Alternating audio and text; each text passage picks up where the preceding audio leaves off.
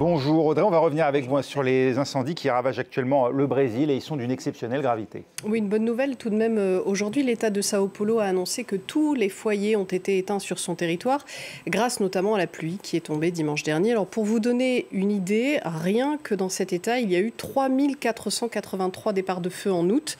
C'est plus du double de toute l'année 2023. Plus de 90% de ces incendies sont criminels, selon la défense civile de l'État de Sao Paulo.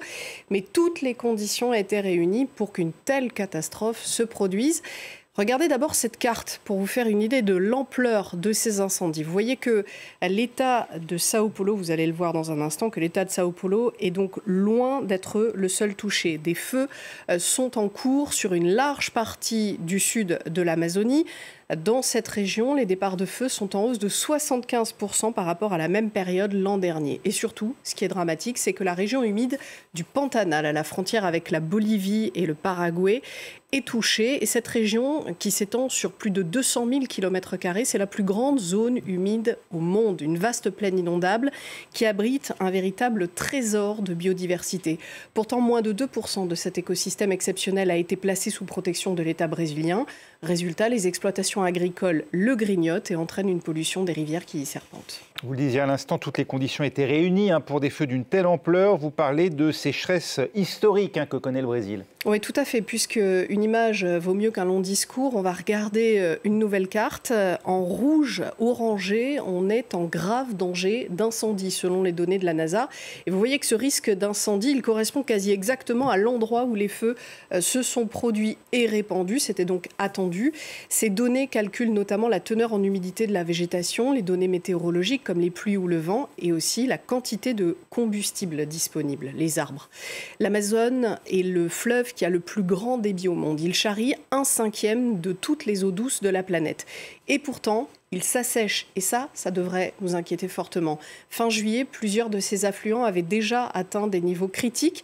Le risque, c'est celui d'une savanisation de l'Amazonie, du remplacement d'un écosystème de forêt humide par celui d'une végétation plus sèche. Or, vous l'aurez compris, cette forêt et son fleuve alimentent en eau la région et influencent le climat d'une bonne partie de l'Amérique du Sud. Pour employer une image, c'est risquer la perte à la fois d'un château d'eau et d'un climatiseur pour tout le sous-continent.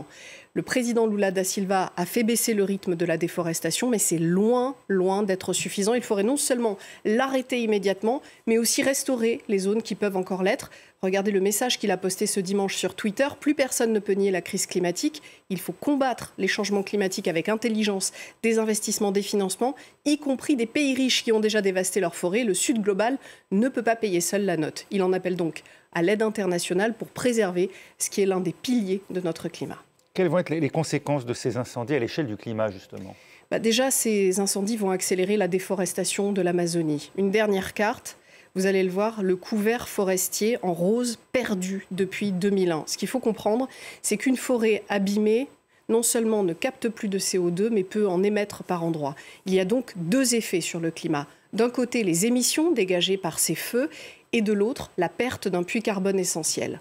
L'an dernier, les feux dans le monde, essentiellement en Amazonie et au Canada, ont dégagé 8,6 milliards de tonnes de CO2. J'ai dû vérifier plusieurs fois ce chiffre parce que ça représente 22 fois les émissions annuelles de la France. Vous comprenez immédiatement la bombe climatique qui est en train de nous exploser au visage. Et ça nous concerne, pas seulement le Brésil. Ensuite, on perd, comme je vous le disais, un puits carbone essentiel.